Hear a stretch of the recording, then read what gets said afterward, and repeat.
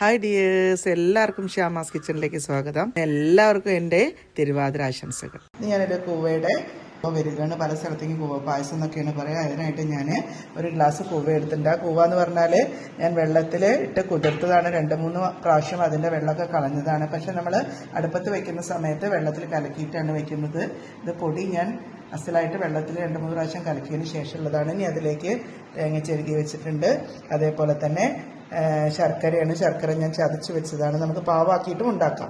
ഇനി ഞാൻ അടുപ്പത്തേക്ക് വെക്കുന്നതിനേക്കാളും മുന്നേ ആയിട്ട് ഈ കൂവയൊന്ന് നന്നായിട്ട് വെള്ളത്തിൽ കലക്കിയിട്ടാണ് വെക്കുന്നത്. കൂടാതെ ഇനി ഇതിലേക്ക് വേണ്ട ചേരുവകൾ എന്താ വെച്ചാൽ പഴം, നേന്ത്രപ്പഴം, പിന്നെ അതേപോലെ തന്നെ ഏലക്കായ പൊടിച്ചതും. അടുപ്പത്തൊരു ചീനച്ചട്ടി വെച്ചിട്ട് അതിൽ ഞാൻ കൂവ വെള്ളത്തിൽ കലക്കിയിട്ട് ഒഴിക്കുകയാണ്.